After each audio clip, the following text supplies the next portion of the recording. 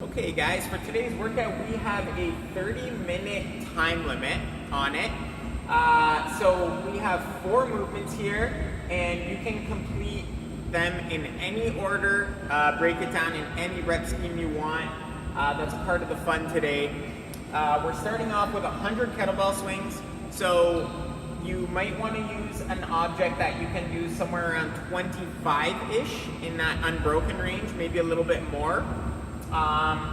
For that one, and then after that the next movement is 80 box jump overs. So if you don't have a box, just any object will do. You can jump over, if you have like a short table or like a step ladder or something like that, you can jump right over it instead of on top of it and then over it.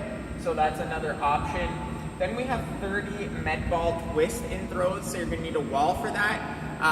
If you don't have if it's an object that you can't really throw, like let's say if you have a dumbbell or a kettlebell or something like that, you can just do the twisting, and we'll go over that in our demo video, so you don't have to actually throw the object. If you do have a med ball or a slam ball or something like that, then you can throw it into the wall. You're doing 30 facing one way, and then you're gonna turn over and do 30 facing the other way.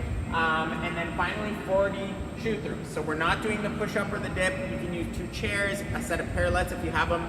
You're just passing back and forth through those parallettes.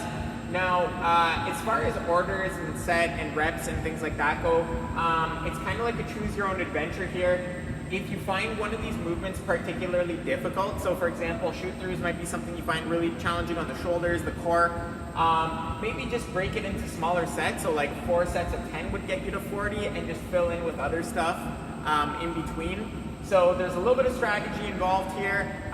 This workout is definitely meant to just get you sweating. Your core temperature is gonna get raised. You're gonna be breathing in and out pretty good. It's gonna get your cardio going. Once you guys are done the workout, for our afterburn, we're gonna be working on a handstand hold. So no matter where you are with your progressions currently, we're gonna have the right solution of things you can practice. We're essentially just practicing building up to eventually a free handstand hold, starting off with just working on our overhead position. Enjoy the workout today, guys. It's gonna be a fun one. We will see you tomorrow. Okay guys, today's warm-up is 3 rounds. We're starting off with 5 inchworm walkouts. So for that inchworm, just remember, try to keep the back of the legs nice and straight so you can feel that stretch in the hamstrings. You can round your back, that's totally fine. We're gonna walk out that inchworm. If you can keep going further and further, head through that window, rib cage in, squeeze your butt, hold it for a second at the bottom, and then walk it back out. So at the top, you're feeling that stretch in the hamstrings. You're warming up the shoulders by walking out, and we're even getting into that core tensioning as you walk the hands a little bit further from the body. Once you're done that, we're gonna go for 10 seated leg lifts. For the seated leg lift, we're just gonna sit down on the floor. You can bring your hands to start a little bit further backwards. Get that back and chest up tall. Pull that rib cage down so you feel those abs. And you're just gonna raise both legs as high as you can for 10 reps.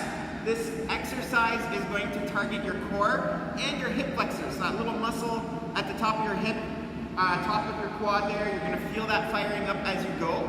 If you wanna make it a little bit harder, you can bring your hands further forward. That makes it a lot harder to try to get those legs up as high. Play around with it. You can start with the hands a little bit further back. To make it even easier if you need to, you can bring your hands all the way back and build on those lifts. Once you're done that, we're gonna go for 10 shoot throughs. So in a shoot through, for now, I'm gonna show you guys using parallettes here, which is what we use at the gym for these. If you're at home and you don't have parallettes, a lot of you might not, you can use 2 chairs. So just hands on top of the chairs, 2 boxes, anything that you have lifted off the ground will do. So for that shoot through, we're starting off at the top of the push-up. So you see that rib cage is in, back's nice and flat. You're gonna tuck the knees in, bring your legs through, and then I'm gonna tuck the knees back in and push back to that start position. So we're going for 10 of those. No push-up or dip at the beginning or end. After you've done that, we're going for a 20-second bottom of squat hold. So for some of you guys, it might be great for you to even use a post for this one or a door jam. For some of you guys, you don't need that.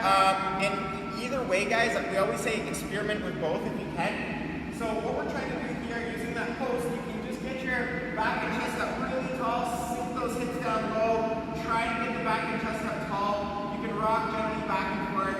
You can also try, again, doing this without holding your post or wall. You're just rocking a little bit, holding it for 20 seconds, trying to feel that core tension, and also trying to feel that hip opening up as you go. Enjoy today's warm-up. So for your kettlebell swings, something new that I want to talk about here, guys, that sometimes maybe we miss, we don't mention it enough, is your knee position. So I will see when the kettlebell is going down, things look awesome. As soon as you're about to shift your weight to go up, sometimes I'll see the knees shift. You may not even notice that. But when your knees shift, your weight is now transferring to mid-foot to the front of the foot. So now I got my lifters on, but you can still see that the weight is off my heels. So now I'm pushing and driving my hips through my quads. So knee position on the rebound is very critical. So when you go back up, don't let your knees scoot forward too quickly, okay? Keep your knees somewhat back to create tension in those hamstrings to get everything out of your hips, but coming from the hamstring opposed to your quad. This is such a common problem that is seen on Olympic lifts, whether it be the jerk, whether it be the clean or snatch.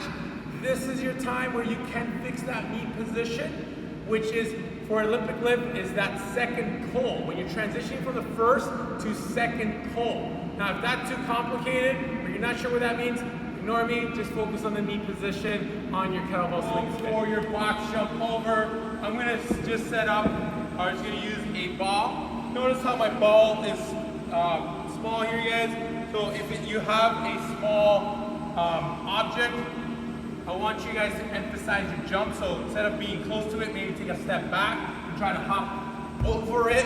Okay, almost lost the balance there. So hop over it so you're working on that explosiveness in your jump. Okay, so again, hop over it from a distance, turn around, jump again.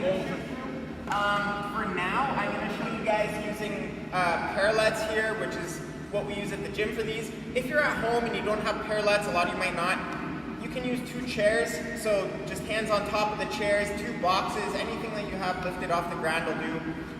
So for that shoot through, we're starting off at the top of the push-up. So you see that rib cage is in, back's nice and flat. You're gonna tuck the knees in, bring your legs through, and then I'm gonna tuck the knees back in and push back to that start position. Okay guys, welcome to the Afterburn. Hope you had a great workout. Today we're just gonna be working on a handstand hold.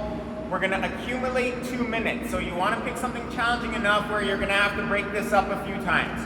So the first option is a very straightforward option. Most of you guys can get into this one. We're just gonna try to get into a downward facing dog. So feet are gonna be wide in the back. In the front, you're gonna be about push up width apart. And then what you're gonna try to do is just push that hip up in the air. And we're actually gonna, so this is actually the top of the dive bomber. So for the down dog, the hips are gonna go backwards. You're gonna try to flatten out your back if you can. And we're just gonna try to get that head slightly through that window.